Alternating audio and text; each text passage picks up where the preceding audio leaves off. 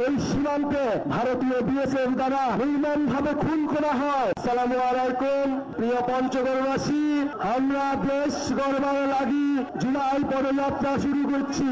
তোমরা দলে দলে আমার দল এনসিপিতে যোগ দাও। যোগ দিবা তো? পদযাত্রায় যোগ দিবেন আপনারা?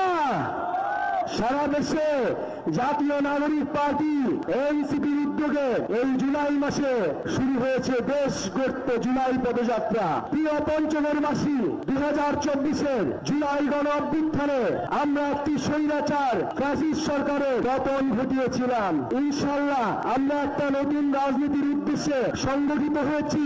আমরা আপনাদের কাছে এসেছি যে আমরা গণ অভ্যুত্থানের পরে রাজপথ থেকে সরে যাইনি, আমরা রাজপথে আছি, আপনাদের অধিকারের জন্য লড়াই করছি। এই পঞ্চগড় বাংলার এই দাবিদের উত্তরের দরজা, উত্তরের অদম্য পাহারাদার।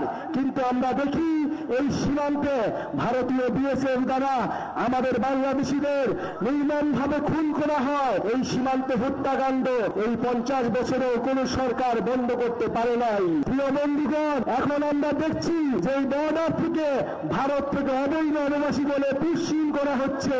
আমরা স্পষ্টভাবে বলতে চাই, এটা হাসিনার বাংলাদেশ নয়, এটা ছাত্র জনতার বাংলাদেশ। যদি পাঠাতে হয় সেই শেখ হাসিনা এবং আওয়ামী ফ্যাসিস্টদের বাংলাদেশে পাঠান, আমরা এই জুলাই গণ অভ্যুত্থানের বিচারের আওতায় তারা নিয়ে আসবো।